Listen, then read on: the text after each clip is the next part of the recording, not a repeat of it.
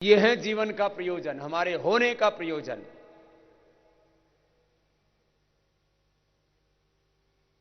आहार निद्रा भय मैथुनम च सामान्य में तत् पशुभिन्नराणाम धर्मो हि तेषाम् अधिको विशेषो धर्मेण हीनः पशु हि समान। आपको कपालभाति प्राणायाम कराते कराते ये कह रहे हैं कि हमारे होने का प्रयोजन क्या है। और ये प्रयोजन एक बड़ा शब्द मैंने दूसरे अर्थ में बोला है। प्रयोजन का सामान्य अर्थ लोग बोलते हैं मतलब, उसका रीजनिंग, उसका कारण, उसका हेतु।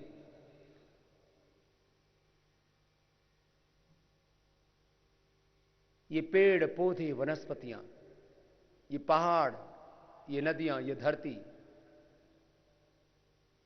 ये हवाएं, ये सूरज, ये चांद, ये सारा ब्रह्मांड जिस प्रयोजन के लिए प्रभु ने बनाया है, अपना प्रयोजन पूरा किया है।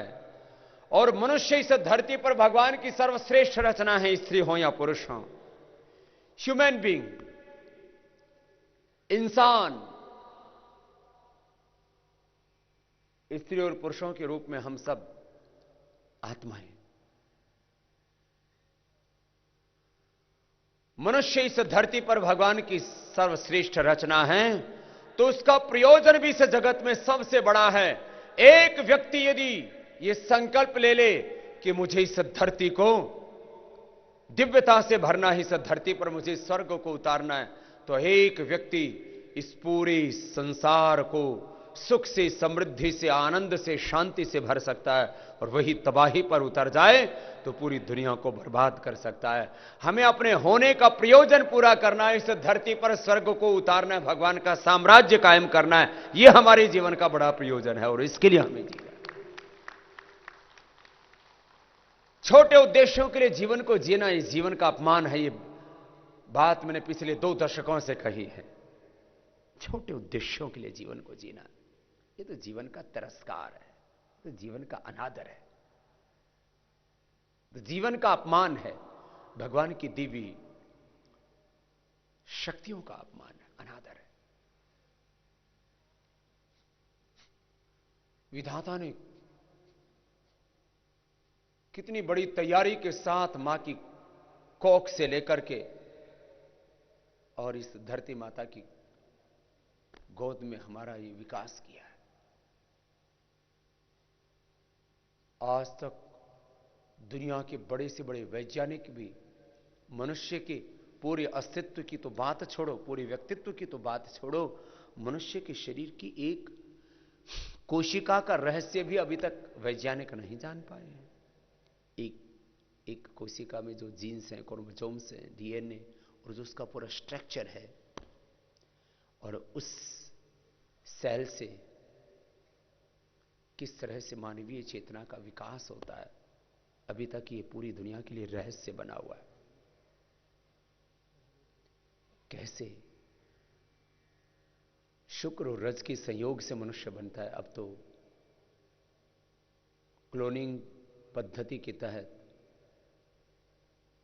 मनुष्य की एक कोशिका में भी स्त्री और पुरुष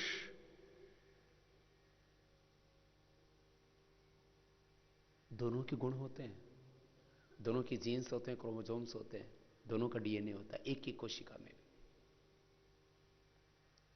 लेकिन उस कोशिका से, स्त्री की या पुरुष की, दोनों की कोशिकाओं से ही मनुष्य का निर्माण हो सकता है। अब ब्याह कराने की जरूरत नहीं आदमी पैदा करने के लिए, विज्ञान ने इतना भी उत्कर्ष कर लिया है। तो फिर जो है, स्त्री और पुरुष में एक बड़ा अंतर क्या है? दोनों में समान ज्ञान है, समान रूप से दोनों के अंदर निष्ठाएं हैं, माने बुद्धि, ज्ञान बल, संवेदनाओं का बल, शक्ति, सामर्थ्य। 1-2 ऑर्गन्स का डिफरेंस है, बाकी तो सब कुछ समान है। Soul is equal, 5 elements are equal, पंचकोश, पंच ज्ञानेन्द्रिय, पंच कर्मेंद्रिय, अंतःकरण, चतुष्टय, आत्मा, सब कुछ एक ही है। तो स्त्री और पुरुष में क्या अंतर है? तो तो इस बार हम जब इंटरनेशनल योग डे के उपलक्ष्य में एक कार्यक्रम हो रहा था अभी, तो आदरणीय वेंकटैया नायडू जी आए तो कहने लगे कि ये मैन को तो मैन ही बोलते हैं और स्त्री को क्या बोलते हैं? वुमेन। माने आप में स्त्री तो है ही, आप में मैन भी है, वुमेन। माने स्त्री और पुरुष दोनों आपके भीतर है। वो कैसे हैं? माने हर पुरुष को पैदा करने वाली तुम ही हो। ये तो शाश्वत सत्य है, अनादिकाल का सत्य है। इसमें खास बात यह है कि आज विज्ञान ने कहा कि मनुष्य को हम एक कोशिका से भी बना सकते हैं। वो स्त्री या पुरुष के शरीर से ली और उससे आदमी बन जाएगा। लेकिन पुरुष जो है वो उसको जन्म नहीं दे सकता। उस कोशिका को पनने के लिए मां की कोख चाहिए। इसलिए माना कि स्त्री या पुरुष दोनों की ही कोशिका से मनुष्य की उत्पत्ति संभव है। ये क्लोनिंग साइंस और स्टेम सेल साइंस से ये अब प्रमाणित हो चुका है। लेकिन उस क्लोनिंग साइंस के लिए भी, मनुष्य को धरती पर उतारने के लिए भी मां की आवश्यकता है। माने इस धरती पर एक भी पुरुष ना रहे, खाली स्त्री स्त्री बचे और एक स्त्री भी बचे, तो वो भी इस मानवीय सृष्टि का विस्तार कर सकती है। इसलिए आद्या शक्ति है मां। माने बिना पुरुष के सहयोग से भी एक स्त्री पुरुष को जन्म दे सकती है, स्त्री को जन्म दे सकती है। पुरुष ये काम नहीं कर सकता। मैंने ये बात इस जो है पुस्तक में भी लिखी। तो आज शहीदी दिवस पर हम याद कर रहे थे भारत की महान नारियां। ये पुस्तक भी हमारी महिला पतंजलि योग समिति को प्रदान की जा रही है, शहीदों की शहादत को याद करते हुए। तो ये इसका विमोचन हो गया है। अब विमोचन करने के लिए लोग कई तरह से बांधते हैं, फिर खोलते हैं, फिर कई तरह के कार्यक्रम करते हैं। तो इसमें मां की महिमा क्या है, भूमिका के रूप में मैंने कुछ शब्द लिखे कि मां जो है वो आद्या शक्ति है। आद्या शक्ति है।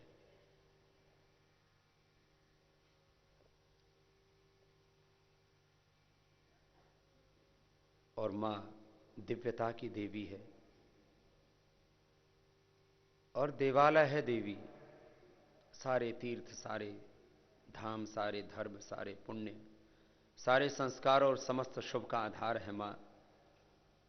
और मां के अनेक स्वरूप हैं, बेटी, बहू, पत्नी, मां, सास आदि से लेकर के जितने भी इस धरती पर दिव्य संबंध हो सकते हैं, उन सारे संबंधों का आधार है ये मातृशक्ति।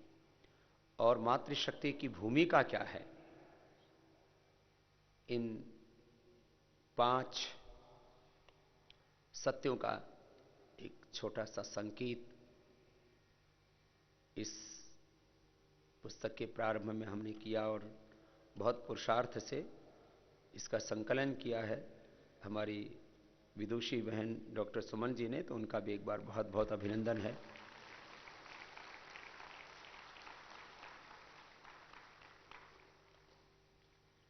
और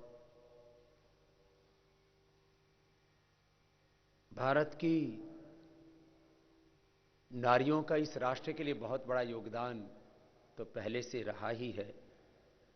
हमारी ये जो मातृशक्ति बैठी है, इस देश में योग को जन आंदोलन बनाने से लेकर के, घर घर तक योग पहुंचाने से लेकर के, पूरे देश में हजारों लाखों योग शिविर चलाने से लेकर के, अब इस योग को विश्व आंदोलन बनाने में भी मां बहन बेटियों की बहुत बड़ी भूमिका है और होने वाली।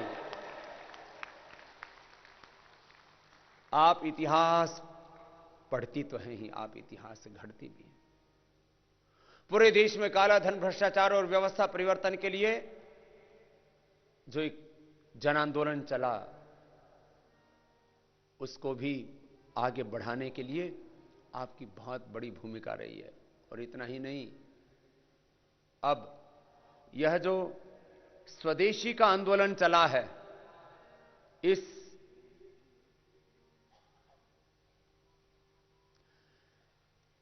स्वदेशी के आंदोलन को भी अब समग्रता से आगे बढ़ाने के लिए बहुत बड़ा योगदान आप मां, बहन, बेटियों को करना है।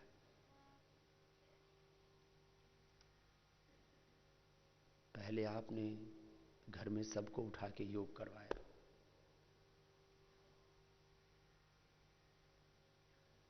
अब घर में क्या आएगा और क्या नहीं आएगा, घर वाले क्या खाएंगे और क्या नहीं खाएंगे, अपने देह से लेकर के इस देश में क्या होना है, यह तय अब इस देश की मां, बहन, बेटियों को करना है। और उसमें आपकी बहुत बड़ी भूमिका है। 99% घर का सामान आप लेकर के आती है। अब बाल देसी, लेकिन इनमें शैम्पू विदेशी लगे, ये तो लज्जा की बात है ना, ये तो शर्म की बात है, आत्मग्लानि की बात है, ये तो कायरता है, ये तो गुलामी है, पराधीनता है, ये तो विदेशियों के सामने घुटने टेकने जैसा है। और वो विदेशी कंपनियां जिनका इतिहास ही क्रूरता का है, जिनका इतिहास लूट का है, जिनके हाथ खून से सने हैं,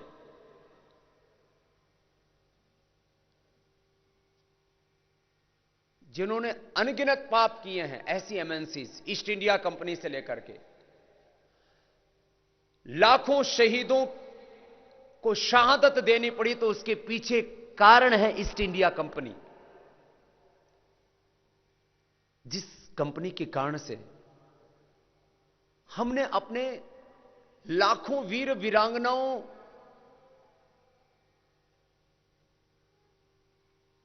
की शहादत दी, जिनके हाथ खून से सने हैं, जो क्रूर हैं, जो अत्याचारी हैं, उन विदेशी कंपनियों को हम आज भी सीने से लगाए हुए हैं, उनका आलिंगन कर रहे हैं। यह तो बहुत बड़े अपमान की बात है। आज इस शहीदी दिवस पर यह सम्मान लें कि ईस्ट इंडिया कंपनी जैसी जिन विदेशी कंपनियों ने पहले हमारे देश को गुलाम बनाया, फिर लूटा, तबाह किया। भारत 18वीं शताब्दी तक भी दुनिया की सबसे बड़ी आर्थिक आध्यात्मिक महाशक्ति था। यह मैं 200 करोड़ वर्षों पुराने या 9 लाख वर्षों पुराने, कोई 5000 साल पुराने भारत की बात नहीं कर रहा हूं। 200 साल पहले तक भारत दुनिया की सबसे बड़ी आर्थिक महाशक्ति था, राजनीतिक महाशक्ति था, सैन्य महाशक्ति था, ज्ञान में पूरी दुनिया में सबसे ऊंचा था, चरित्र में सबसे ऊंचा था। आज से 200 साल पहले यदि दुनिया का सबसे कोई महान देश था, दुनिया का सबसे कोई ताकतवर देश था और पूरे विश्व का नेतृत्व करने में कोई सक्षम देश था, सारी दुनिया का आकर्षण जिस देश के प्रति था, तो हमारा भारत देश है। और उस देश को बर्बाद किया ईस्ट इंडिया जैसी कंपनियों ने। उनका बदला तो अब लेना है। इस बदले में कोई क्रूरता नहीं है, इस बदले में कोई हिंसा नहीं है, इस बदले का एक ही हथियार है, वह है बहिष्कार। तो आज सब ये संकल्प लें, संगठित होकर के संकल्प लें कि पहले हमने इस देश को संकल्पित होकर के राजनीतिक आजादी दिलाई थी, आज हम संकल्पित होकर के आर्थिक आजादी दिलाएंगे, शिक्षा की भी आजादी दिलाएंगे और इन विदेशी व्यवस्थाओं से भी इस भारत माता को स्वाधीनता दिलाएंगे। बहुत तरह की गुलामी, पराधीनता के दौर से आज भी अपना हिंदुस्तान गुजर रहा है। भाषा की गुलामी, वेशभूषा की गुलामी, खान पान की गुलामी, संगीत की कला की गुलामी। तो हम आपको प्राणायाम कराते कराते हमारे जीवन का प्रयोजन क्या है ये बता रहे थे। सृष्टि का प्रत्येक घटक अपना प्रयोजन पूरा कर रहा है और इन सृष्टि के सारे घटकों में सर्वश्रेष्ठ घटक है मनुष्य की रचना। एक एक मनुष्य में अपरिमित ज्ञान, अपरिमित संवेदनाएं, अपरिमित कर्म, पुरुषार्थ करने का सामर्थ्य परमात्मा ने दिया है और अपने होने का प्रयोजन हमें सिद्ध करना है। और सब प्रकार की पराधीनताओं, सब प्रकार की गुलामियों से, दुर्बलताओं से, पराधीनताओं से हमें मुक्त होना है। चाहे अपने देह की पराधीनता हो, चाहे अपने देश के अंदर पराधीनता हो, चाहे विदेशी कंपनियों की पराधीनता हो, चाहे वो विदेशी वस्तुओं की पराधीनता हो, विदेशी विचार, विदेशी कुसंस्कारों की। विदेशी कंपनियां मात्र यहां प्रोडक्ट, उत्पाद लेकर के नहीं आती, वस्तुएं लेकर के नहीं आती, वो एक विचार भी लेके आती हैं, वो एक अपसंस्कृति भी लेकर के आती हैं, वो एक भाषा भी लेकर के आती हैं, वो एक खान पान भी लेके आती है, वो एक कला और संगीत साहित्य भी लेकर के आती हैं, वो एक अश्लीलता भी लेकर के आती हैं। तो विदेशी कंपनियों की इन सारी पराधीनताओं से तो देश को मुक्ति दिलानी ही दिलानी है। अपने भीतर की भी पराधीनताओं से हमें मुक्त होना है। और मैंने कहा इसके लिए पूरे देश के 125 करोड़ भाई बहनों को अपनी एक बड़ी भूमिका निभानी है। और उसमें एक भारत की महान नारियों ने जैसी भूमिका निभाई, और ये भारत की महान नारियों के संदर्भ में आज शहीदी दिवस पर ये आपको एक उपहार भी दे रहे हैं। ये भी आपकी जिंदगी भर के लिए एक यादगार रहेगी कि शहीदी दिवस पर हमने ये भारत की महान नारियों का चरित्र प्रकाशित किया है पतंजलि योग पीठ की ओर से। और इसको आप पढ़ना, इसको अपनी बेटियों को पढ़ाना। नारियों के बारे में बहुत प्रकार की भ्रांतियां फैला दी गई। ये पुस्तक भी क्यों लिखी गई? पैर सामने खोलेंगे, थोड़ा सूक्ष्म व्यायाम कर लेते हैं। आज कहने का तो बहुत कुछ मन कर रहा है, लेकिन सारी संवेदनाओं को शब्दों में समेटना, शब्द जो है वो सामर्थ्य खो देते हैं। शब्दों में बहुत बड़ा सामर्थ्य होता है। शब्द की भी एक सीमा है। जब हम अपने देश और देशवासियों की बात करते हैं, देश पर मरने मिटने वाले शहीदों की बात करते हैं, तो शब्द भी अपना सामर्थ्य खो देते हैं। शब्द भी वहां पर मौन हो जाते हैं, निशब्द हो जाते हैं। अंगुलियों को, अंगूठों को, पूरे पंजों को आगे पीछे दबाएंगे और फिर गोल गोल भी घुमाएंगे। सूक्ष्म व्यायाम और प्राणायाम, बस इसका ही प्रचार कर देना तो ये देश का उद्धार हो जाएगा। तो आज पहले 3 बातें। एक, अपनी डायरी में नोट कर लेना और इसको पूरे साल भर तक प्रचार करना कि हमें आजादी तो मिली है, लेकिन ये आधी अधूरी आजादी है। हमें चाहिए संपूर्ण आजादी। क्या चाहिए बोलिए? फिर से जोर से बोलिए। हमें आजादी तो मिली है, लेकिन कैसी मिली है? आधी अधूरी आजादी मिली है। हमें पूरी आजादी चाहिए, संपूर्ण समग्र आजादी, समग्र स्वाधीनता चाहिए। राजनीतिक स्वाधीनता के बाद आर्थिक स्वाधीनता, शिक्षा की स्वाधीनता, चिकित्सा की स्वाधीनता, खान पान की स्वाधीनता, कला संगीत साहित्य की स्वाधीनता, अपने विचारों की स्वाधीनता, अपने संस्कारों की स्वाधीनता, सब प्रकार की स्वाधीनता, अपने भीतर के देह की स्वाधीनता, बहुत अपने इंद्रियों की, मन की, अपनी चैतन्यता की स्वाधीनता। और ये स्वाधीनता अपने स्वत्व में जीना, यही स्वस्थता है, यही योग है। तदा दृष्टो स्वरूप अवस्थान। और दूसरी बात, मैंने एक बात कही, इसके लिए हमें संगठित होकर के स्वदेशी का संकल्प लेना पड़ेगा। कैसा? संगठित स्वदेशी का संकल्प। क्या बोला मैंने? बोलिए, फिर से बोलिए। संगठित होकर के स्वदेशी का संकल्प।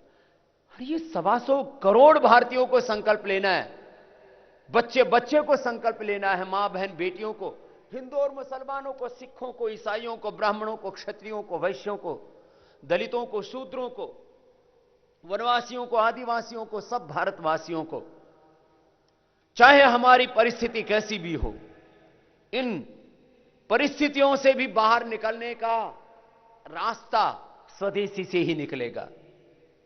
माना कि बहुत प्रकार की यहां चुनौतियां हमारे सामने, असमानताएं हैं अभी भी देश में, आर्थिक असमानता है, राजनीतिक असमानता है, सबको समान अवसर। देखिए, सबके भीतर समान प्रतिभा तो नहीं होगी, लेकिन शिक्षा के क्षेत्र में, राजनीति के क्षेत्र में, कृषि के क्षेत्र में, उद्योग के क्षेत्र में, सभी क्षेत्रों में समान अवसर तो सबको मिलने चाहिए। बहुत सारे, मैंने कहा, चैलेंजेस हैं हमारे सामने, समस्याएं हैं, चुनौतियां हैं, प्रश्न हैं, उनका रास्ता भी स्वदेशी से ही निकलेगा। बहुत प्रकार का अन्याय है अभी भी देश में। हमको एक समग्र, स्थायी, विकेंद्रित, न्यायपूर्ण विकास भी करना है देश में। विकास को लेकर के भी बहुत सारे अवरोध हैं देश में। लंबे लंबे श्वासों के साथ आपको थोड़ा सूक्ष्म व्यायाम कराते कराते एक बात बता रहे थे, हमें चाहिए संपूर्ण आजादी, और इसके लिए क्या करना है? संगठित होकर के, संगठित स्वदेशी का संकल्प, ये है। अब एकाकी चलने से बात नहीं बनेगी, संगठित स्वदेशी का संकल्प। लंबे लंबे श्वास,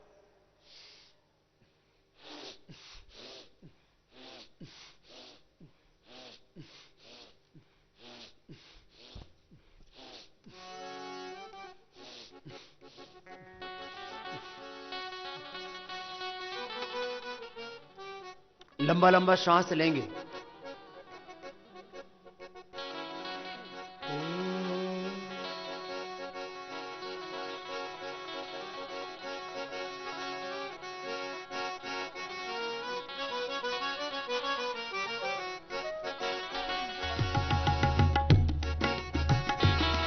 ऐ भगत सिंह तू जिंदा है,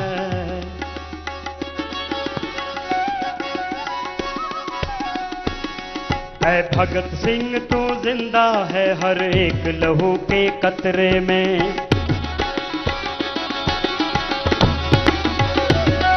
ऐ भगत सिंह तू जिंदा है, हर एक लहू के कतरे में, हर एक लहू के कतरे में, और इनकलाब के नारे में, इनकलाब के नारे में। ऐ भगत सिंह तो जिंदा है, हर एक लहू के कतरे में। भगत सिंह तो जिंदा है, हर एक लहू के कतरे में।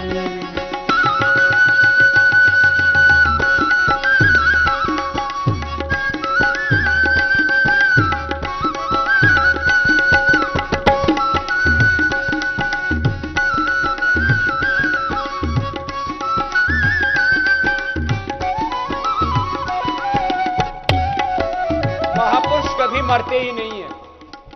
महापुरुषों का जीवन, उनका चरित्र, उनके आदर्श, उनकी महानताएं, उनके महान कार्य हमारे हृदय में, हमारे मनों में, हमारे दिलों में, हमारी आत्मा में सदा जिंदा रहते हैं। सदियों सदियों तक, युगों युगों तक, अनंत काल तक वो जिंदा रहते हैं। हम उन्हीं के स्वरूप हैं, हम उन्हीं की मूर्त रूप हैं, उनके संकल्पों से अनुप्राणित हैं। और मैंने कहा था आज इस शहीदी दिवस पर 3 बातों पर गौर करना है। हमें संपूर्ण आजादी चाहिए, और हमें संगठित रूप से स्वदेशी का संकल्प लेकर के इस सपने को पूरा करना है। और तीसरी बात मैंने कही, सामान्य उद्देश्य के लिए, छोटे छोटे उद्देश्यों के लिए, मात्र भोग विलास के लिए अपनी जिंदगी को नहीं जीना है, बड़े प्रयोजन के लिए जीवन जीना है। एक बहुत बड़ा प्रयोजन है हमारे होने का इस धरती पर। वो प्रयोजन सिद्ध किया शहीद आजम भगत सिंह ने, राजगुरु ने, सुखदेव ने, चंद्रशेखर आजाद ने, राम प्रसाद बिस्मिल ने, अशफाकुल्लाह खान ने, 7 लाख से ज्यादा वीर वीरांगनाओं ने प्रयोजन को सिद्ध किया। क्या उस प्रयोजन को हमें सिद्ध नहीं करना? हमें सिद्ध करना है। हमें भगत सिंह बनना है, हमें राजगुरु बनना, हमें सुखदेव बनना है। हम उनके सपनों की प्रहरी हैं।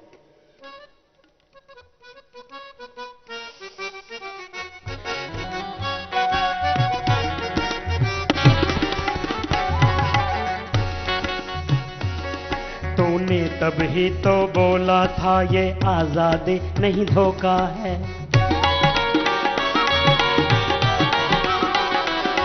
तूने तब ही तो बोला था ये आजादी नहीं धोखा है। ये पूरी मुक्ति नहीं है यारो, गोरों के संग सौदा है। ये पूरी मुक्ति नहीं है यारो, गोरों के संग सौदा है।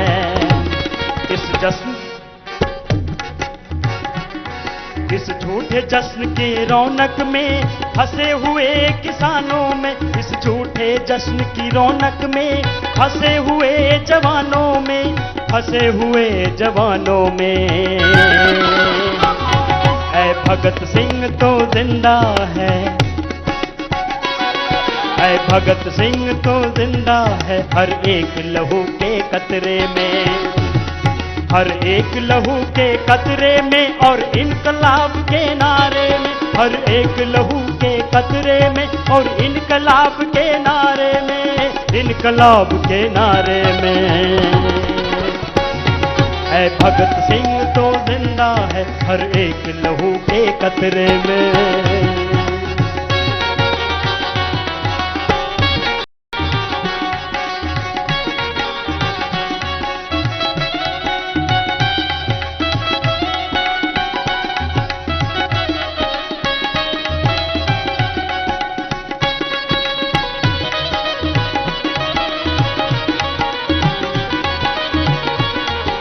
अच्छा, आजाद भारत में आप नोट देखो 500 और 1000 का। अब तो 1000 का तो अतीत हो गया, अब 2000 का आ गया। आज तक किसी नोट के ऊपर आपने भगत सिंह की तस्वीर देखी? राजगुरु सुखदेव की, अशफाक उल्लाह खां की, रामप्रसाद बिस्मिल की, अल्लूरी सीताराम राजू की, लक्ष्मीबाई की, रानी झलकारी बाई की, आपने चेन्नम्मा बाई की, किसी भी दुर्गा लक्ष्मी सरस्वती की किसी की फोटो देखी?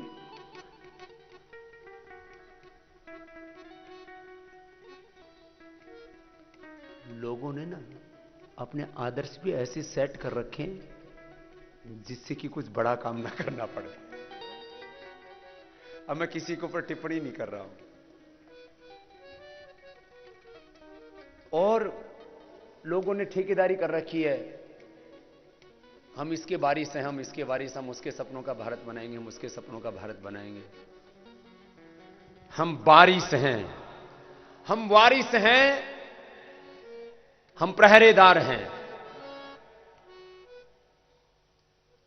हम सेनानी, हम सिपाही हैं, अपनी वीर वीरांगनाओं के सपनों के प्रहरी हैं। हम उनके वारिस हैं, हम उनके वंशज हैं, हम उनके वफादार और जिम्मेदार सिपाही सेनानी हैं।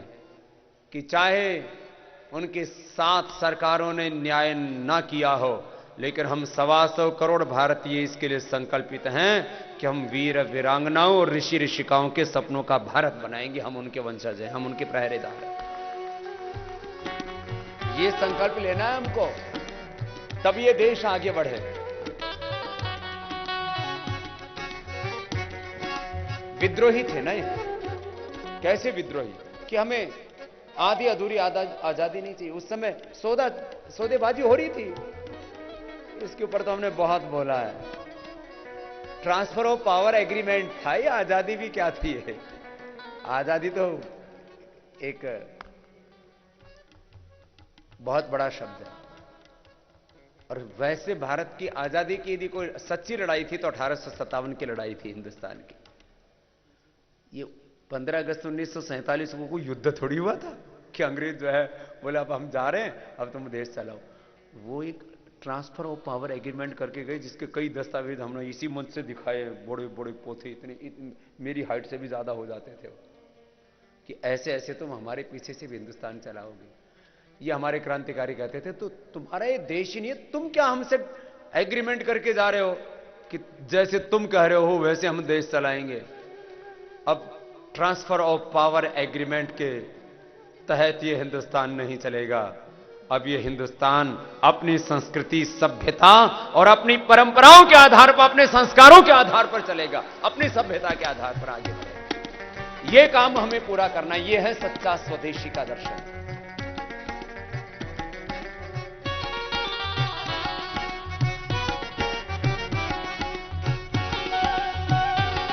अंधेरों का ये तख्त हमें ताकत से अब ठुकराना है।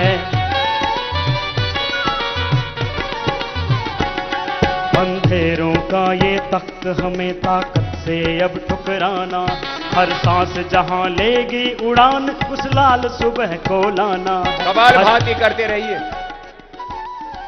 ये उस समय की घटना है जब कुछ लोग जो है अंग्रेजों की चापलूसी करते थे और कहते थे ठीक है तुम राज करो लेकिन हमको भी साथ में ले लो।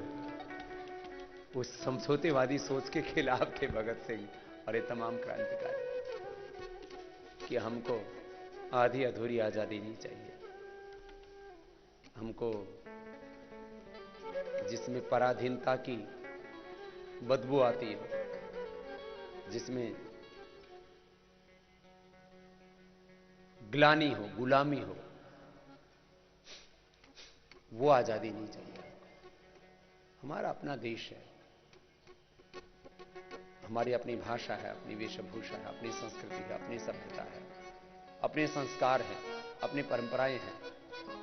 हमारे देश की अपनी शिक्षा व्यवस्था है, न्याय व्यवस्था है, चिकित्सा व्यवस्था, अपना दर्शन है। हम उस आधार पर इस देश को आगे बढ़ाएंगे। बहुत बड़े विद्वान थे, बहुत बड़े दार्शनिक थे, बहुत बड़े चिंतक लेखक भी थे भगत सिंह। वो एक सामान्य आत्मा नहीं थे। वो हाथों में मात्र गोले, बम, बारूद, बंदूकें उठाने वाले मात्र एक योद्धा ही नहीं थे।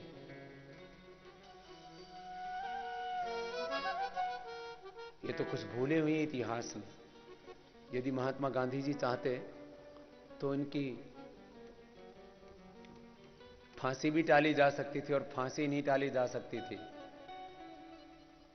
यदि महात्मा गांधी जी भूल न करते तो हो सकता है देश के प्रथम प्रधानमंत्री भगत सिंह ही होते। ये बहुत बड़ा सत्य है, कोई विवादित बात नहीं कह रहा हूं मैं।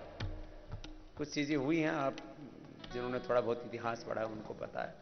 आज थोड़ा अभी बस कपालभाति, बाह्य उज्जाई, अनुलोम विलोम, भ्रामरुद्र गीत कर लेते हैं, फिर भगत सिंह क्या थे वो भी बताएंगे आपको इसी मंच से। अभी उनके गौरवशाली इतिहास के बारे में भी अपने भाई राकेश जी थोड़ी देर में और विस्तार से थोड़ा सा चर्चा करेंगे।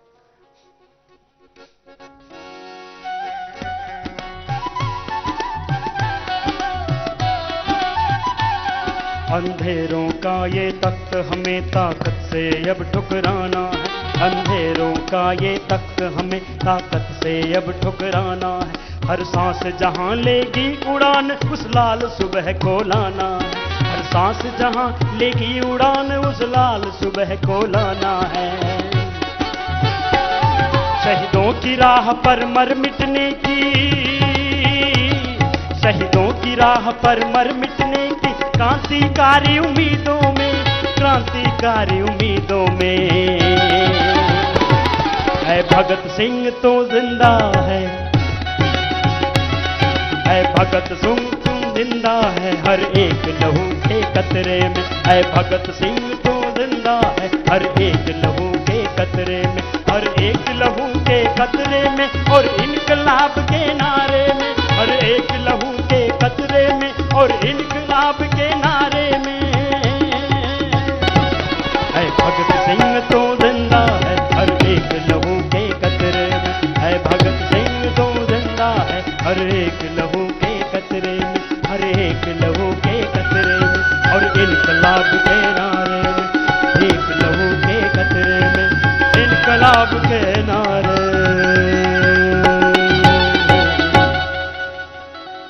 आइए कपाल भांति के बाद अब बढ़िए प्राणायाम करते हैं।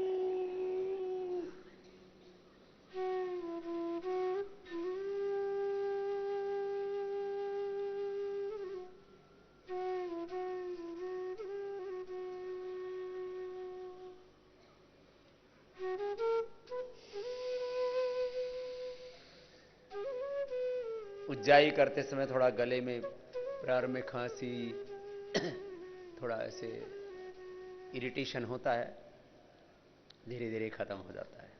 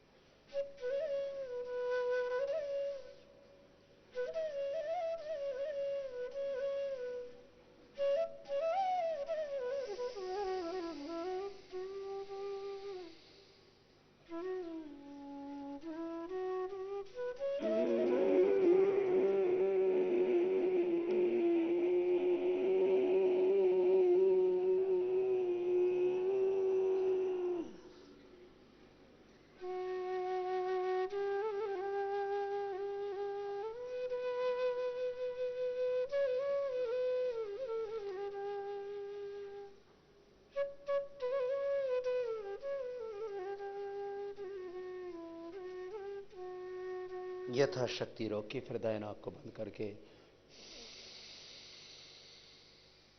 बाएं से बाहर छोड़ते हैं। आइए अब अनुलोम विलोम करते हैं लय के साथ, बिना रुके बिना विश्राम के, भीतर से पूर्ण शांत रहते हुए। मैंने बार बार कहा है, विश्राम में रह करके श्रम करना, ये है योगी का जीवन।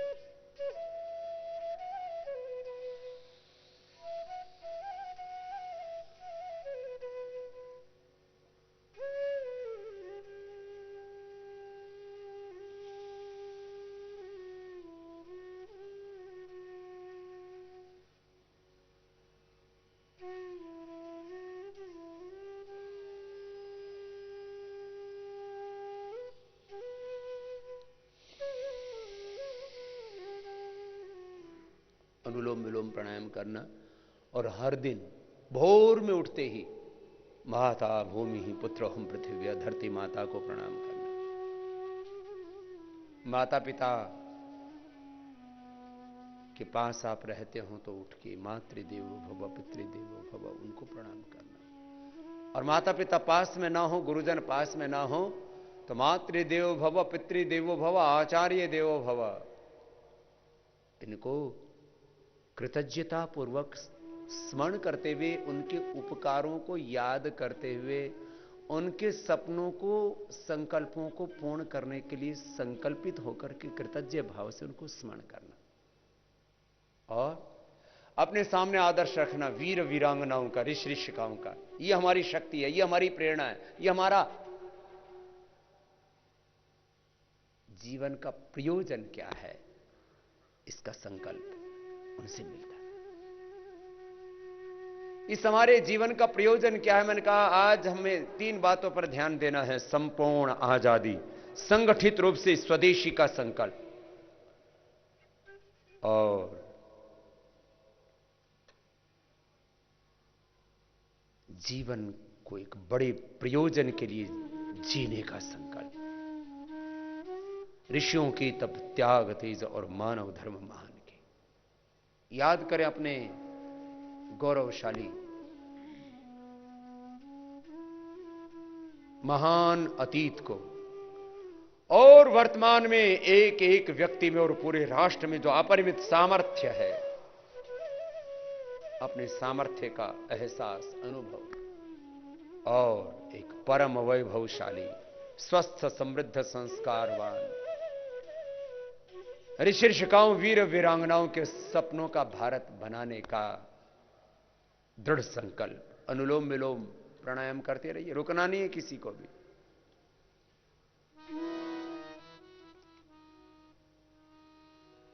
यही हमारे जीवन का आदर्श है, ये हमारे रोल मॉडल, ये हमारे आइकॉन है। यहां क्राइसिस नहीं है रोल मॉडल्स का, आइडियल्स का, आइकॉन्स का। कुछ कहते हैं आजकल हमें आइडेंटिटी क्राइसिस हो रहा है, रोल मॉडल्स का क्राइसिस हो रहा है।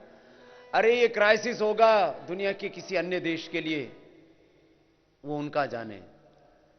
हम तो चाहते हैं कि वो भी अपने, जो भी उनके अपने अपने देशों में महान पूर्वज हुए हैं, उनसे कुछ सीखें, और यदि अपने देश के भी किसी पूर्वज ने गलत किया है तो उससे भी कुछ सीखें कि वैसा हमें नहीं करना है।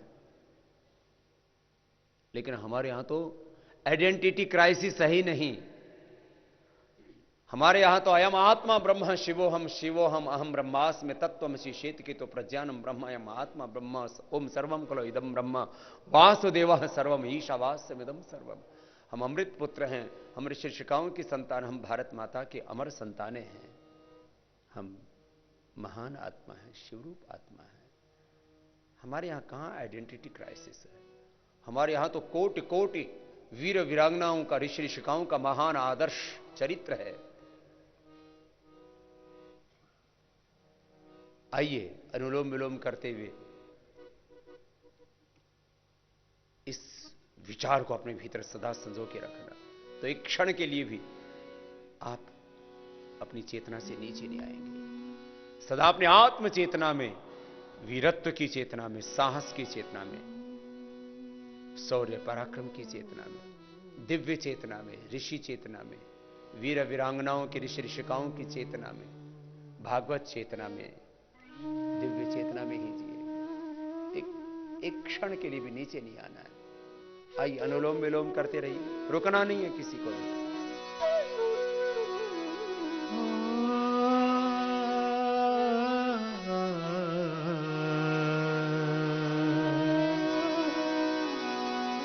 ऋषियों के तप त्याग तेज गुण,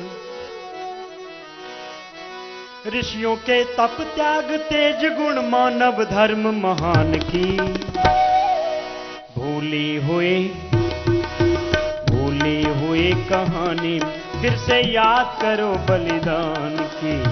भूली हुई कहानी फिर से याद करो बलिदान की। ऋषियों के तप त्याग तेज गुण, ऋषियों के तप त्याग तेज गुण, मानव धर्म महान की। भूली हुई कहानी फिर से याद करो बलिदान की। भूली हुई कहानी फिर से याद करो बलिदान की।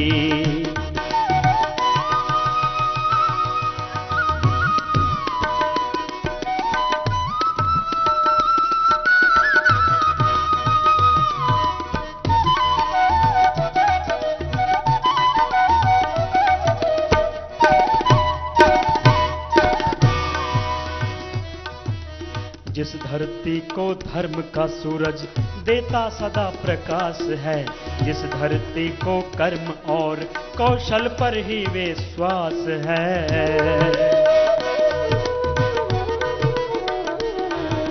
जिस धरती को धर्म का सूरज देता सदा प्रकाश है, जिस धरती को कर्म और कौशल पर ही विश्वास है, जहाँ गुणों का सद्भावों का हरदम रहा निवास है, जिस धरती ने मानवता की फैलाई मृदुहास है, वह है भारतवर्ष के जिसने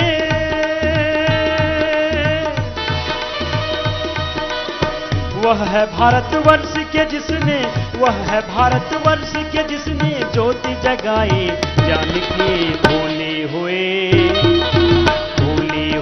कहानी फिर से याद करो बलिदान की।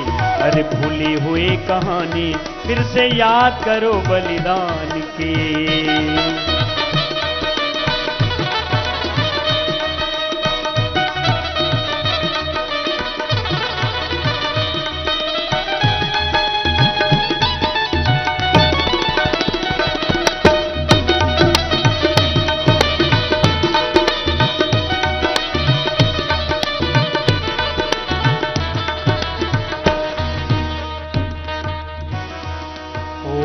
वशिष्ठ ने परशुराम ने राजतंत्र का गठन किया, विश्वामित्र भगीरथ ने था नई सृष्टि का सृजन किया।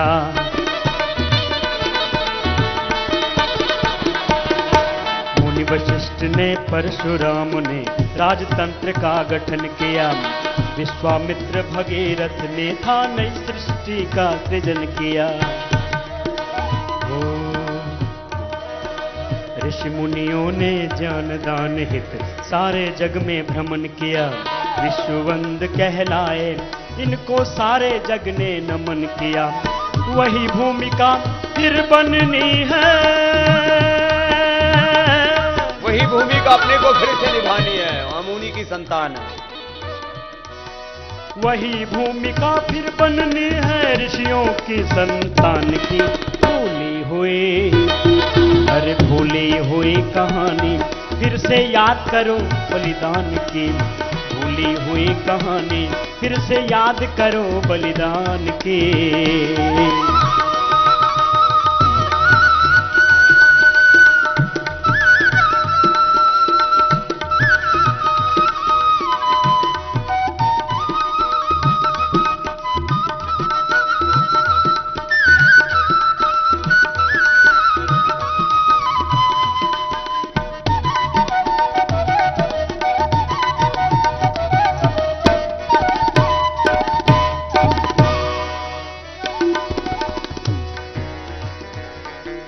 हम भी पुत्र इसी जननी के आज हमारी है बारी, करना है कल्याण विश्व का आज करें महातैयारी। आइए आप भी ये संकल्प लीजिए, हमें योग तो करना ही है, योगी तो होना ही है, योद्धा भी बनना है। ज्ञान योग, भक्ति योग, कर्म योग के मार्ग पर चल करके, अष्टांग योग के राजयोग के मार्ग पर चल करके अपनी एक बहुत बड़ी भूमिका निभानी है। आइए आप भी गाइए जरा।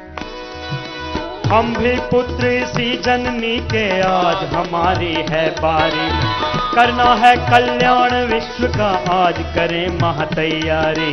नए सृजन के लिए बढ़े अब शक्ति झोंक दे हम सारी, ज्वाला बनकर धधक उठे यह नए सृजन की चिंगारी। हमको ही लिखनी है फिर से, हमको ही लिखनी है फिर से कथा नए निर्माण की। भूली हुई कहानी फिर से याद करो बलिदान की। हर भूली हुई कहानी फिर से याद करो बलिदान की। ऋषियों के तप त्याग तेज गुण, ऋषियों के तप त्याग तेज गुण मानव धर्म महान की। भूली हुई कहानी फिर से याद करो बलिदान की। भूली हुई कहानी फिर से याद करो बलिदान की। अरे भूली हुई कहानी याद करो बलिदान की, हाँ याद करो बलिदान की, याद करो, याद करो बलिदान के। बोलिए भारत माता की जय, भारत माता की जय, इंकलाब जिंदाबाद, इंकलाब। जिंदाबाद। तो ये नारा लगा लगा करके पूरे देश के जवानों को जगाया था भगत सिंह ने, राजगुरु ने, सुखदेव ने, चंद्रशेखर आजाद ने, राम प्रसाद बिस्मिल ने, अशफाक उल्लाह खान ने, वीरों की एक टोली थी। तो आज अभी अनुलोम विलोम के बाद भ्रामरी उद्गीत करेंगे और ध्यान इस बात का करेंगे कि अपना जीवन कैसा हो तो अपने वीर वीरांगनाओं, ऋषि ऋषिकाओं, पूर्वजों जैसा हो, इस बात का भी ध्यान रहे हमें। तो ध्यान के अनेक हमारे पहलू हैं, उसमें ये भी एक हमारा पहलू है। पहले उंगली माथे पर, शेष 3 उंगली आंखों पर, कान अंगूठे से बंद, मुख भी बंद, ओंकार का नाद होगा। ये अंतर्मुखी होते हुए अंतर जगत में प्रवेश करते हैं।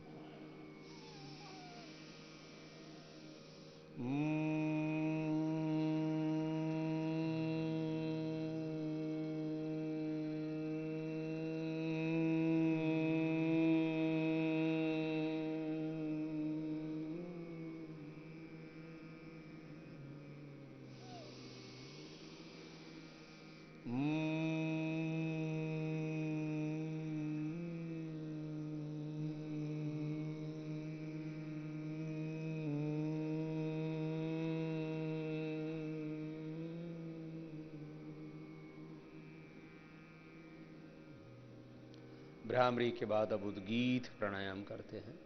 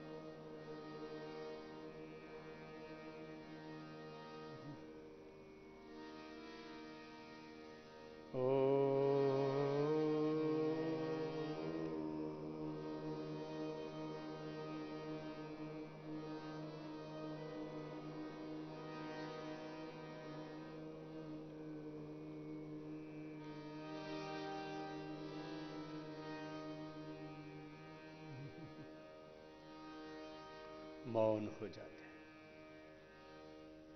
और श्वासों के साथ ध्यान करेंगे। दोनों हाथ ध्यान मुद्रा में, मेरुदंड सीधा, प्राणों के साथ प्रणव का ध्यान। हाथ मत रगड़िए, सीधे बैठिए, शांत होकर के बैठने की आदत भी डालिए। भ्रामरी के बाद 3 से 5 मिनट का ध्यान तो कम से कम सभी को अवश्य करना चाहिए। प्राणों के साथ प्रणव का ध्यान हृदय चक्र, आज्य चक्र आदि में मन को केंद्रित करके भगवान की स्तुति, प्रार्थना, उपासना करते हुए जीव से ब्रह्म होने की यात्रा, नर से नारायण होने की यात्रा,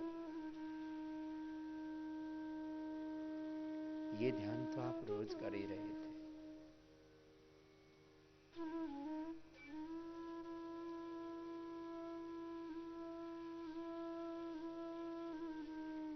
वीरत्व का भी ध्यान करें। मैं भगवान का प्रतिनिधि तो हूं ही, भगवान का प्रतिरूप, मूर्त रूप तो हूं ही,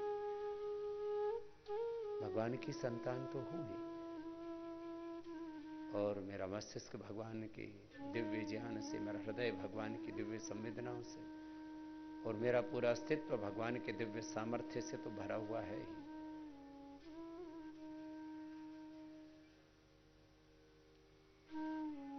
मैं वीर वीरांगनाओं के सपनों का भी प्रहरी हूं, उनका वारिस हूं, उनका वंशज हूं, उनकी परंपराओं का संवाहक, उनके सपनों का संबल हूं, उनके सपनों को साकार रूप देने वाला, मूर्त रूप देने वाला, उनके सपनों को पूरा करने वाला। तो अपने भीतर भगत सिंह को देखें, राजगुरु सुखदेव को देखें, अपने भीतर चंद्रशेखर आजाद, अशफाक उल्लाह खां, पंडित राम प्रसाद बिस्मिल को देखें, जिन्होंने गीत गाया था, मेरा हो तन स्वदेशी, मेरा हो मन स्वदेशी, मर जाऊं तो भी मेरा होवे कफन स्वदेशी। स्वदेशी के पीछे एक बहुत बड़ी करुणा, एक बहुत बड़ी मानवता का दर्शन है। जो हाथ से बना हो या गरीब से लिया हो, जिसमें स्नेह बसा हो, वह काम है स्वदेशी, वह चीज है स्वदेशी।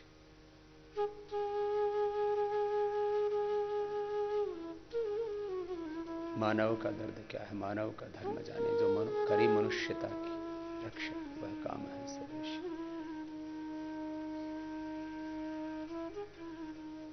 तन में बसन स्वदेशी, मन में बसन स्वदेशी, हो भवन भवन में विस्तार हो स्वदेशी। करे शक्ति का विभाजन, मिटे पूंजी का ये शासन, बने गांव स्वावलंबी, व्यक्ति राष्ट्र स्वावलंबी, वह नीति है स्वदेशी। महाराणा प्रताप, छत्रपति शिवा, रानी लक्ष्मीबाई, चेन्नम्माबाई, झलकारी बाई, लक्ष्मी, दुर्गा, सरस्वती, पार्वती, सीता, कौशल्या, मदालसा, हाड़ी, पद्मिनी, कितने महान नारियों का गौरवशाली अतीत। आज तो आप इन महान माताओं का गौरवपूर्ण इतिहास का बोध हो, इसलिए भारत की महान नारियां ये स्वाध्याय के लिए तपस्वाध्याय, ईश्वर प्रधान, ये तो योग के भी साधन है, आपको पुस्तक भी दी जा रही है। तो ऐसे अपने भीतर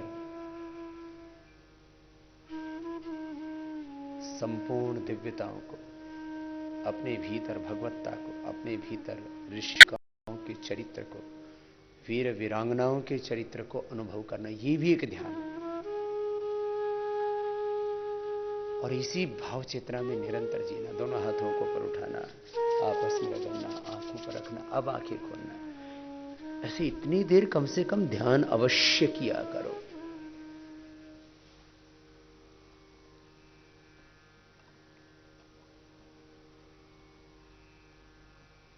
आज आपको हमने वीरत्व का ध्यान कराया, बैठिए माता, बाद में पूछ, आप बैठो, अभी बैठ जाओ।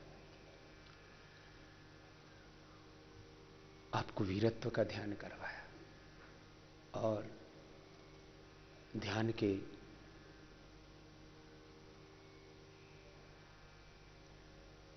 तीन पहलू हैं और ये योग की त्रिवेणी को अलग अलग रूपों में है। हमने आपसे कहा है, शुद्ध ज्ञान, शुद्ध कर्म, शुद्ध उपासना, सत्य, प्रेम, करुणा, तपस्वाध्याय, ईश्वर प्रणिधान, अभिप्सा, त्याग, समर्पण, ज्ञान योग, कर्म योग, भक्ति योग, ईड़ा, पिंगला, सुषुम्ना, व्रत, दीक्षा और सत्य। योग के अलग अलग जो तीन साधन हैं, योग की जो त्रिवेणी है, इसके संदर्भ में हमने कई तरह से संकेत किए। ध्यान के भी तीन स्वरूप हैं। एक,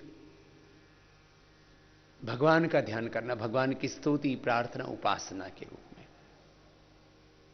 फिर ये तो ध्यान का एक स्वरूप हुआ, और वो भगवान की समग्र स्तुतियां, प्रार्थनाओं के रूप में हमारे जीवन में घटित हो और उनमें हम जीने लग जाएं, ये उपासना एक स्वरूप है। ये दूसरा, ध्यान रहे सोचने में, एक क्षण भी अशुभ विचार, विकार अपने भीतर ना आए। ध्यान रहे देखने में, एक क्षण के लिए भी कुदृष्टि, एक क्षण के लिए भी गलत शब्द, एक भी गलत शब्द कान में ना पड़े रे, एक भी गलत शब्द जुबान से ना निकले। एक क्षण के लिए भी कोई ऐसा व्यवहार ना करें जिससे कि हमें और हमारी कुल वंश परंपरा को, भारत माता को लज्जित होना पड़े। क्योंकि मैं जो कुछ करता हूं उसका प्रभाव मुझ पर ही नहीं, मेरे कुल खानदान पर और मेरे पूरे हिंदुस्तान पर पड़ता है। मैं कुछ अच्छा काम करता हूं तो मेरी पूरी भारत माता गौरवान्वित होती है, और मैं कुछ भी गलत काम करूंगा तो मेरा ही नहीं, मेरे पूरे देश का अपमान होगा। इसलिए मैं एक क्षण के लिए भी कोई गलत काम नहीं करूंगा। इसका ध्यान रहे। तो एक ध्यान भगवान का, एक ध्यान इंसान का अपने ऊपर, ये ध्यान है। और तीसरा ध्यान का स्वरूप है, जिसको मैं बार बार कहता हूं, योग हमारा क्या बन जाए, बोलो, स्वभाव बन जाए। अध्यात्म हमारा स्वभाव बन जाए। स्वभाव अध्यात्मम उच्यते। सब बोलो, स्वभाव अध्यात्मम उच्यते। और इसी क्रम में आज हमने शहीदी दिवस पर आपको तीन बातों का और ध्यान दिलवाया। एक बार हम पुनः आस्था के माध्यम से करोड़ों भाई बहन भोर में उठ करके हमारे साथ योग करते हैं, लाइव जुड़ते हैं। और आस्था लाइव के साथ साथ हमने पिछले कुछ महीनों से फेसबुक पर भी लाइव शुरू किया और उस पर भी लाखों भाई बहन हर रोज हमारे साथ जुड़ते हैं। एक बार उनका भी बहुत बहुत अभिनंदन है। माने टीवी के माध्यम से भी डिस्टेंस योग एजुकेशन का एक इतिहास बना। आस्था के माध्यम से योग का, आयुर्वेद का, नेचुरोपैथी का, स्वदेशी का और वेद का संदेश, भारत का संदेश करोड़ों करोड़ों लोगों तक पहुंचा। और आस्था लाइव के बाद आस्था का भी पूरी दुनिया में टीवी की टीआरपी का, मॉर्निंग का सबसे बड़ा इतिहास यदि कोई बना तो वो योग का इतिहास बना। ये आप लोगों को पता होना चाहिए। और आस्था लाइव के बाद अब फेसबुक लाइव, माने जहां अपना उनका मोबाइल होता है उसी पर देख लेते हैं, रास्ते में, खेत में, रेल में, जहां पर भी हैं। कहीं सुबह किसी को फ्लाइट पकड़नी है, कभी कहीं किसी को ड्यूटी पर जाना है, तो वो अपना सुबह सुबह मोबाइल पर ही ये योग का कार्यक्रम देख लेते हैं, सुन लेते हैं, प्रेरणा भी ले लेते हैं, क्योंकि इसमें मोटिवेशन भी है, इसमें मोटिवेशन भी है, इसमें काउंसलिंग भी है, इसमें उपचार भी है, इसमें आत्मबोध भी है, इसमें बहुत बड़ी प्रेरणा भी है, इसमें अपना गौरवशाली अतीत है, इसमें वर्तमान का सामर्थ्य और स्वर्णिम भारत बनाने का सपना भी है, बहुत कुछ है। इसमें भजन भी है, कीर्तन भी है। तो सुबह सुबह प्रेरणा तो चाहिए ही ना। तो आस्था लाइव के साथ साथ लाखों भाई बहनों ने, उसमें यंगस्टर्स ज्यादा हैं, उन्होंने फेसबुक लाइव ये भी अभियान शुरू हो गया है, देखना शुरू कर दिया है। उनका अभिनंदन करते हैं। और आप सब श्रद्धामयी हमारी वीरांगना बहनों के साथ साथ पूरे पतंजलि योगपीठ परिवार के साथ साथ हम 125 करोड़ देशवासियों की ओर से, कृतज्ञ राष्ट्र की ओर से फिर से एक बार शहीद आजम भगत सिंह, राजगुरु और सुखदेव को आज प्रणाम करते और उनके सपनों का भारत बनाने के लिए संकल्प लेते हैं इस शहीदी दिवस पर।